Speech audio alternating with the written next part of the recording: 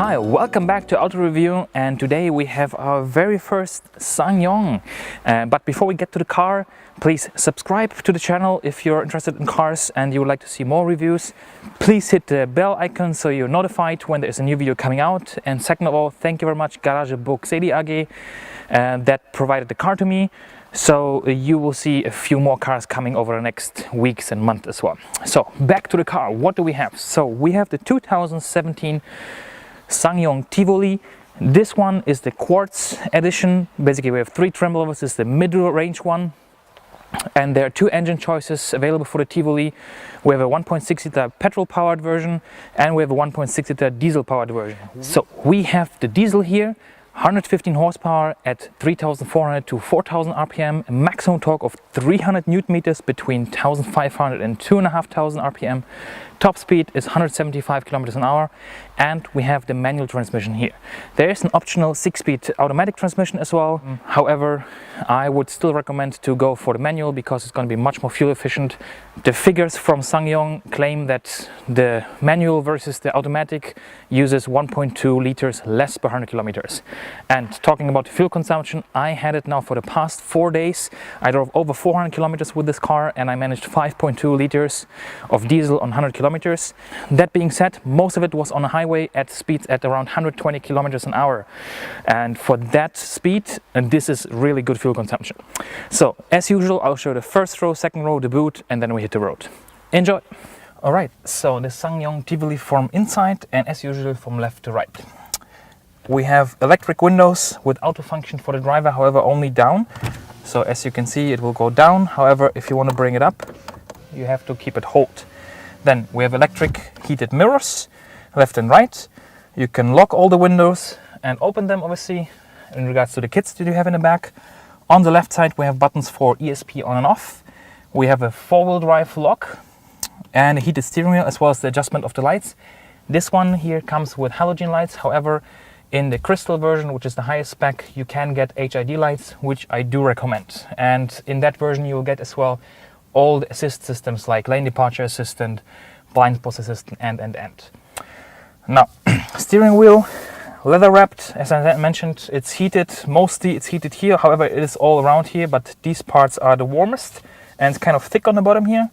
Then we have the volume rockers on the left, call, as well as mute, as well as seek and mode to switch between channels. Here we have the cruise control. Every time you have to turn it on when you get in the car. When you get out, it always deactivates. Set in 1 km/h steps or 1 km/h steps, as well as resume. Then we have the lights, so we can keep them on auto or the way you wish, as well as the wipers. We have auto wipers as well. The steering wheel is only adjustable in height. You can't actually pull it out or push it away from you. Then the instrument cluster is very clear, nice red illumination. Left RPM, right speedo, and in the middle we have the computer, which gives you a little bit of information. However, to change it, you have nothing on the steering wheel. You use the button trip here. So you can see now I have 470 kilometers left to reach. We have a tire pressure sensor, illumination, clock, distance, trip A, trip B with the temperature outside, as well as trip B that basically tells you how much you drove now or whatever you set, plus the fuel consumption. On the bottom, a digital gauge for fuel and temperature, as well as the odometer. Then in the middle we have a touchscreen navigation and menu screen, which is not too big and not too small. Again, this is the different price range we're talking about here, therefore I think this price point, the screen is good. So if you go to mode, you can choose between a TomTom navigation, it's based on a TomTom navigation, radio, HDMI, actually the first car that I see that has an HDMI port. Then media, Bluetooth music and Bluetooth to connect your phone. Setup, then we have the map, which always jumps again to the default setting, and you always have to zoom in if you want to see more or less if you want to see less. As well, navigation, here you can put it in the SD card. Then heated windshield. The steering wheel can be adjusted in 3 settings from sport, comfort, and let me see what's the other one. Comfort, normal and sport. And it doesn't change the characteristic of the engine or the suspension. It's just how stiff the steering becomes. Hazard light, then we have air conditioning, and we have actually no information on how warm or cold it is. You can just make it colder or warmer, and that's pretty much it. And adjust of the button, obviously, how the flow is. On the bottom we have the buttons to adjust the heated seats in 2 settings for driver and passenger, USB port, HDMI port. Then we have one 12-volt power socket here, and we have actually another one if you actually leave the cigarette lighter at home, and a little rubberized mat on the bottom. Then 6-speed manual.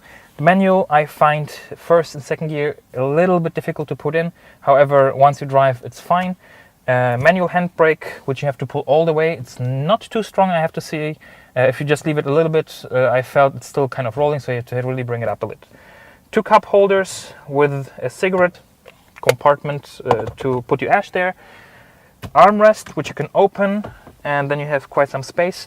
And actually it has an opening here, so you can quickly grab your banana in case you're hungry.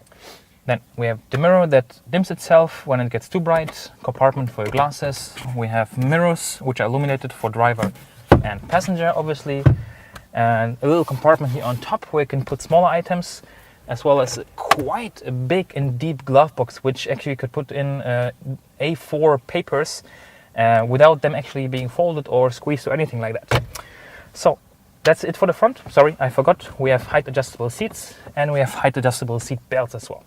Right, so let's jump in the second row and check what space we have there. Let's go.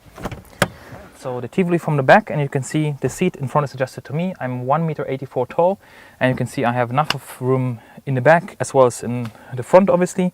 Behind the seats, you can see I can sit straight, which is super nice. This is something different. I have not seen this before. Instead of having a compartment, we have kind of rubber bands here, which is kind of interesting. We have the same kind of design on the right side in the boot as well. Then, once we open the doors, you can see it's actually pretty easy to get in and out. When we close it, we have a compartment in the doors, the same as we have in the front for bottles, for example. Then the electric window, again, no auto function. However, what I like, it goes down all the way, which is very good. We have a handle to hold on to, as well as hooks on the left and right. Then seat belt is not height adjustable. However, we have 3 3-point seat belts. We have 3 headrests. These are the highest positions, so you see the one in the middle doesn't go too high. As well as we have a transmission tunnel, which is this high, so the person should be a little bit smaller. And there's no ventilation, no USB ports, no 12-volt power socket, no armrest. However, it's really spacious. It's a little bit leaned backwards, so kind of comfortable. And I think it would be no problem to drive here a longer distance because you have really a lot of space. So, reading light, that's it. Let's check the boot. Alright, so the Tivoli from the back, and one funny thing, I still remember when they actually launched this car, there was a commercial which is actually genius. So marketing wise, A+. Tivoli, if you read it backwards, means I love it. Obviously there's an E missing, but the marketing guys who came up with this, very smart, very cool.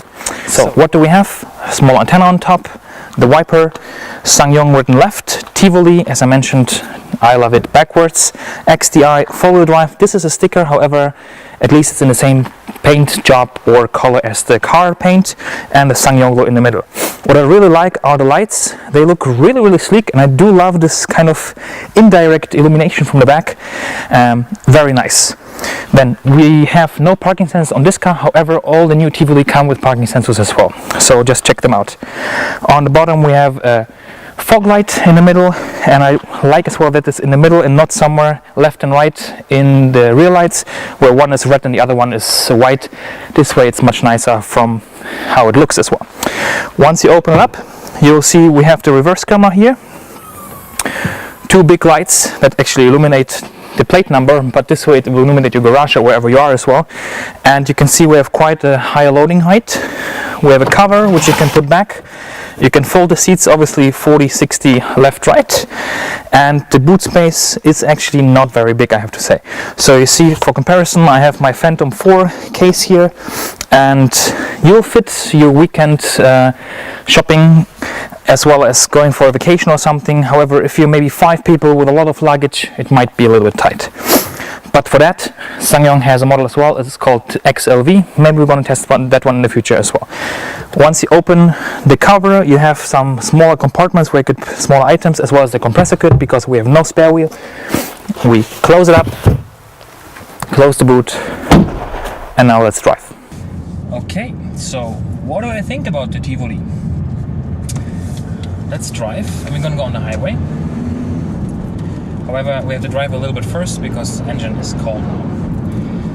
Now, what I really like is the engine and how much torque it has. It's only 1.6 liter. However, the 115 horsepower is not the important thing. It's about the torque, and we have 300 Newton meters at 1,500 RPM, and you do really feel it. So once you actually accelerate hard and you press the accelerator and you go above this 1.5, you really feel how the car pulls, and it goes really, really well. And it's not just the power or the torque, it's actually the fuel consumption that comes with it, or the diesel consumption that comes with it, because 5.2 liters on mostly highway with 120 kilometers an hour, like really 80% of this 400 something kilometers I drove was at 120 kilometers an hour. And it's great to have fuel consumption like that. Now, build quality, I couldn't find anything that was not good. Now, the few points that I think could be improved, I'll tell you now. Now, cruise control starts only at 40 kilometers an hour. Again, you know, if you follow this channel, this is something I really, really don't like. I need to have a cruise control that starts at 30. So every car that doesn't have it pretty much gets a minus point from me. For you, maybe it's not important. For me, I think it's quite important. Then, the materials used are not bad. Yeah. For example, we have soft touch here. We have soft touch here. And we have a little bit here. However, this is hard, this is hard, this is hard, and obviously the rest as well, which is okay. However, I wish this would be soft as well, because you drive and then you maybe want to do like this, and because of the shape of the door panel, it's so hard on the elbow, you pretty much, after 30 seconds, it starts hurting. So if they would have made this soft touch, it would have been much nicer. And as well, the cushioning of the door armrest, and as well the armrest in the middle, here there is none, pretty much just the material and that's it. Here you have just a little. So I wish they would have put a little bit more comfort on these materials, because this is where you actually have your arms resting all the time, and that would have made a big difference in my opinion. Then navigation is fine, usage of the car and buttons and everything is okay. Yeah, for the trip and the adjustment of the board computer, I wish they would have put it on the steering wheel. There are 2 buttons here, but I assume this will be for the assist systems in the top spec version. Just check on the website. But it works. I mean, I just needed a few minutes to find it in the first place. Air conditioning, this one is the manual one, however there is an automatic one as well in the higher spec version. Not quite sure if you can tell me what I need an HDMI port in the car for, but you have one in case you need one. What is nice as well, you have this kind of hole in the armrest here to this compartment. I guess maybe for putting a cable or charger or anything like this there. But okay, what I really like as well is that the glove box is so big, really. You can put A4 papers and even bigger in it, and it pretty much reaches all the way to the front of the car, to the engine. And one last point that I wish they would have had is a lumbar support, because there is no lumbar support in this car, as well as an adjustment of the steering wheel towards you, so basically reach and rake, not just one of it. But other than that, I think a lot of people have problem with SsangYong because they know SsangYong from the past, and there were some really, let's call it, design failures of SsangYong in the past. However, all the ones that are coming out now, including Tivoli, the XLV, and the other models, they look fine. They look nice from a design point of view. Now, what is my recommendation? Would I take the petrol versus the diesel engine? No, I don't think so. I know out there is a lot of diesel haters, but I'm still a big supporter of diesel because I think the technology is good. It just needs to be developed further. It's not supposed to be blamed for CO2 emissions and I don't know what. The manufacturers just have to be motivated, let's call it, to actually make better diesels. And I think this one is a great one in regards to consumption, fuel consumption, power output, and comfort. So now I put cruise control in. We are in 6th gear, we have 100 kilometers an hour, and we have 1,700 RPM, which is great. The isolation of the car in lower speeds, or even now, is really good. I mean, again, this car is now 99.99, yeah, 20,000 Swiss francs. and you get quite a lot of equipment on board for that price. You get a 5-year warranty with 100,000 kilometers. Space is actually, for the passengers, more than enough. Boot space, yes, it's a little bit less, but for that, as I mentioned, you have the SsangYong XLV.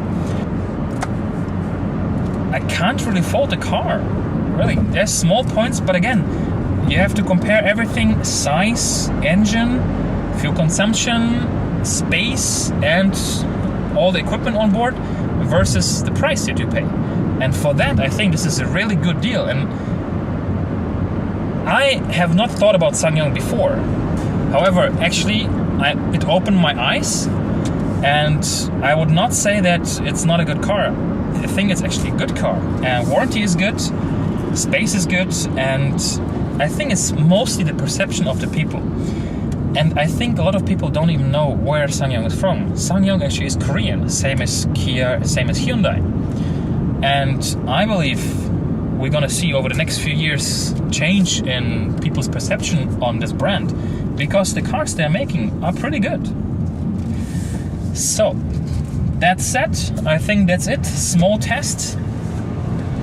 And I just urge you to consider this brand if you're looking for a good deal for a reasonably good space car without actually paying too much. Yeah, because a lot of people just don't need all these gimmicks and all this stuff, and this is a great car if you consider what you get for your money. So, thanks for watching. Please subscribe, hit the bell icon as I mentioned already in the beginning of the video. Thank you very much, Garage Burgseli in Ringeberg, which is actually up that mountain there. And if you like this video, please give it a thumbs up. Comment anything in the video below. If you have any question, I'm happy to answer them. And other than that, you'll find the link to Garage Burgseli to their website just below in the description, so you can send them as well your questions if you have any further ones which are something that I am not able to answer maybe. Okay, so that's it. Thank you very much for watching. I wish you a great day, and I'll see you next time. Bye.